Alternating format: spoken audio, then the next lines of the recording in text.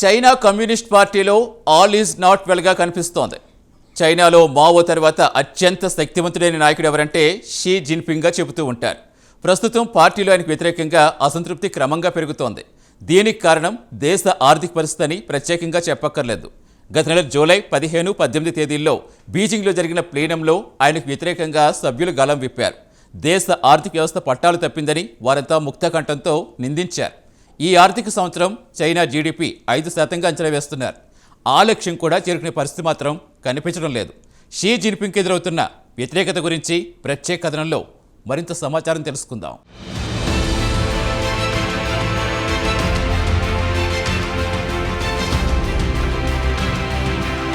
గత కొన్ని సంవత్సరాల నుంచి చైనా ఆర్థిక వ్యవస్థ క్రమంగా కుంగుతోంది. అదే సమయంలో ఇండియా ఆర్థిక వ్యవస్థ పుంజుకుంటోంది. ఈ ఏడాది చైనా జీడీపీ 5% సాధించాలని లక్ష్యంగా పెట్టుకున్నా అది అయ్యే పని కాదని తేలిపోయింది.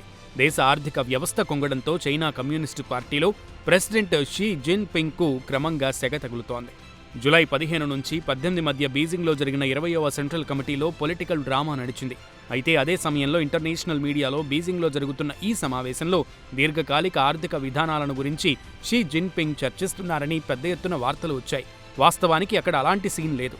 ఆర్థిక వ్యవస్థ పట్టాలు తప్పడానికి షీ జిన్పింగ్ కారణమని ఆయనపై విమర్శలు వెల్లువెత్తాయి.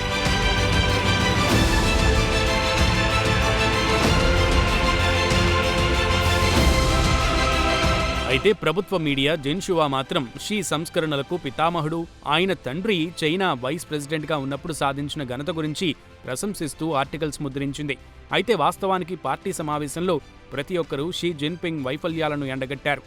జిన్హువాలో ప్రచురించిన వార్తలను కట్టుకథలని, అవాస్తవాలని పార్టీ వర్గాలే మండిపడ్డాయి. పార్టీ విధానాలకు ఇది వ్యతిరేకమని, ఈ కథనాలను ప్రచురించడానికి ఎవరు అనుమతించారని పార్టీ వర్గాలు కూడా జిన్హువాలో వచ్చిన కథనాలపై ఆగ్రహం వ్యక్తం చేశారు. అటు తర్వాత ఈ ఆర్టికల్ను మార్కెట్లోకి రాకుండా నిలిపివేశారు. ప్రస్తుతం చైనా కమ్యూనిస్టు పార్టీ 2 వర్గాలుగా విడిపోయాయి. పాత తరం వారు ఒకరు కాగా రెండవ తరం వారు ఇంకో వర్గం. కొత్తగా వచ్చిన యువత అంటే వీరు కూడా కమ్యూనిస్టు పార్టీ నాయకుల పిల్లలే. అయితే పాతతరం నాయకుల మాదిరిగా కాకుండా వీరు నేరుగా జిన్పింగ్ వైఫల్యాలను ఎండగట్టడం మొదలుపెట్టారు. సమావేశంలో ప్రతి ఒక్కరూ దేశంలో దిగజారిపోతున్న ఆర్థిక వ్యవస్థ గురించి ఆందోళన వ్యక్తం చేసిన వారే దీనికి కారణం జిన్పింగ్ అని ఆయనను బాధ్యులను చేస్తున్నారు. పార్టీలో గతంతో పోల్చుకుంటే క్రమంగా ఆయన పట్టు కోల్పోతున్నారని తాజా ఎపిసోడ్ను బట్టి చూస్తే తెలుస్తోందని పొలిటికల్ పండిట్స్ అభిప్రాయం.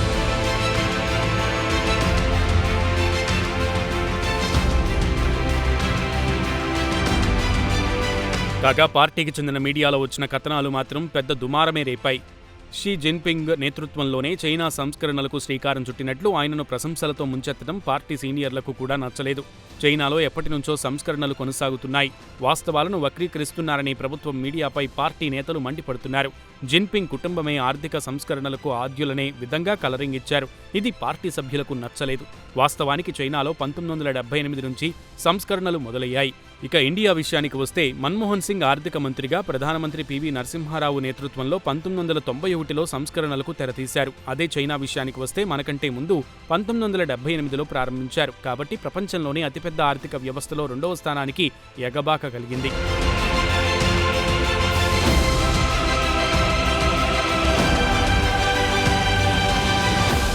ఇక చైనా సంస్కరణలకు అద్యుత్ డెంగ్ సియాఓపింగ్ నేతృత్వంలో బీజం పడింది. అప్పుడు షీ జిన్పింగ్ తండ్రి షీ జోన్సింగ్ ని దక్షిణ చైనాకు పంపారు. షెన్జన్తో పాటు ఇతర ప్రదేశాల్లో స్పెషల్ ఎకనామిక్ జోన్లపై అధ్యయనం చేయాలని పంపించారు. ఆయన కొంతకాలం పాటు అక్కడ ఉండి అధ్యయనం చేశారు, నివేదిక ఇచ్చారు. అటు నుంచి చైనాలో సంస్కరణలు మొదలయ్యాయి. అనతి కాలంలోనే ప్రపంచంలోనే అతిపెద్ద ఆర్థిక వ్యవస్థలో చైనా 2వ స్థానానికి ఎదిగిపోయింది. అమెరికా తర్వాత అతిపెద్ద ఆర్థిక వ్యవస్థగా చైనా నిలిచింది. అమెరికాను కూడా వెనక్కి నెట్టగల సత్తా చైనాకు ఉందన్న టాక్ కూడా గతంలో నడిచింది. తీరా చూస్తే ప్రస్తుతం సీన్ రివర్స్ అయింది. మొత్తానికి చూస్తే ప్రభుత్వ మీడియా చరిత్రను వక్రీకరిస్తోందని కమ్యూనిస్టు పార్టీకి చెందిన సభ్యులే షీ జిన్పింగ్ పై మండిపడుతున్నారు. గత కొన్ని సంవత్సరాల నుంచి చైనా ఆర్థిక వ్యవస్థ తిరోగమన బాట పట్టింది. ప్రజలు రోడ్డెక్కి ప్రభుత్వానికి వ్యతిరేకంగా నిరసన ప్రదర్శనలు చేస్తున్నారు. చైనా ఆర్థిక వ్యవస్థ కొంగడంతో షీ జిన్పింగ్కు లేనిపోని తలనొప్పులు తెచ్చిపెడుతోంది. ఇక షీ జిన్పింగ్ తీసుకున్న నిర్ణయాలు దేశ ఆర్థిక వ్యవస్థను దివాలా తీయించడానికి సిద్ధంగా ఉన్నాయి. ఉదాహరణకు దేశంలో పెద్ద ఎత్తున హైస్పీడ్ రైల్ నెట్వర్క్ను విస్తరించారు. దీనికి బిలియన్ల కొద్దీ డాలర్లు వ్యయించేశారు. అయినా ఏమి లాభం? రైల్లో ఎక్కేవారే లేరు. రైల్వే స్టేషన్లు కాస్త గోస్ట్ రైల్వే స్టేషన్లుగా మారాయి. రైల్లో ప్రయాణించేవారు కరువయ్యారు. ఈ రైల్వే స్టేషన్లు అత్యాధునికంగా తీర్చిదిద్దారు. అయినా ప్రయాణికులు లేరు. ఇలాంటివి అత్యంత ఖరీదైన రైల్వే స్టేషన్లు సుమారు 26 స్టేషన్లు చైనాలో ఉన్నాయి.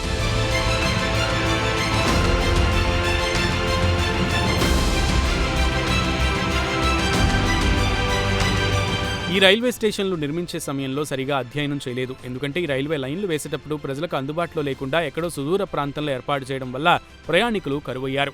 దీంతో నిపుణులు దీన్ని వేస్టెడ్ ఇన్వెస్ట్మెంట్ అంటూ వ్యాఖ్యానిస్తున్నారు. ఈ ప్రాజెక్టులు నిర్మించడానికి స్థానిక ప్రభుత్వాలు బిలియన్ల కొద్దీ డాలర్లు తెచ్చి పెట్టుబడులు పెట్టాయి. తీరా చూస్తే ఈ రైళ్లలో ప్రయాణించేవారు కరువయ్యారు. ఈ పెట్టుబడులన్నీ వృధా అయ్యాయి. సరిగ్గా అధ్యయనం చేయకపోవడం వల్ల ఈ పరిస్థితి ఏర్పడింది. దీన్ని చైనా ఇన్ఫ్రాస్ట్రక్చర్ బబుల్ అంటున్నారు. ఆ బబుల్ లేదా గాలిపుడగా ఇప్పుడు పగిలిపోయింది. కేవలం ఇది రైల్వేలకు పరిమితం కాలేదు. దేశంలో లక్షలాది ఇళ్లు నిర్మించారు. ఈ ఇళ్లలో చేరేవారు కరువయ్యారు. డిమాండ్ సప్లై మధ్య చాలా గ్యాప్ ఏర్పడింది. ఇళ్లు కొనేవాళ్లు లేక ఈ ఇళ్లు కాస్త బూత్ బంగళాలను తలపిస్తున్నాయి. ఇటు ప్రభుత్వం కానీ, రియల్ ఎస్టేట్ డెవలపర్లు కానీ బ్యాంకుల నుంచి సుమారు $13 ట్రిలియన్ పెట్టుబడులు తెచ్చుకున్నాయి. ఇండియన్ కరెన్సీ ప్రకారం చెప్పుకోవాలంటే 1092 లక్షల కోట్లు బకాయి పడ్డాయి. దీంతో ఇటు బ్యాంకులు, రియల్ ఎస్టేట్ డెవలపర్ కంపెనీలు దివాలా తీసే స్థాయికి చేరుకున్నాయి. దేశంలో ఏ ఒక్క వర్గం సంతోషంగా లేదు.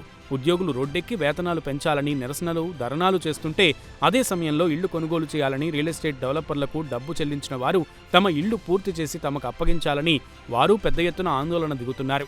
గత నెలలోనే సుమారు 500 నిరసన ప్రదర్శనలు జరిగాయంటే పరిస్థితి ఎలా ఉందో ఊహించుకోవచ్చు. బ్యాంకులు తమ బకాయిలు వసూలు చేసుకోవడానికి ఆస్తులను విక్రయించుకోవాలనే ఆలోచనలో ఉన్నాయి. మొత్తానికి చూస్తే చైనా ఆర్థిక వ్యవస్థ కాస్త గాలి బుడగేననే సందేహం కలుగుతోంది. వాస్తవాలు వెలుగు చూడాలంటే మరికొన్ని రోజులు ఆగితే కానీ దేశ ఆర్థిక వ్యవస్థ రంగు తెలుస్తుందనే విశ్లేషకుల అభిప్రాయం.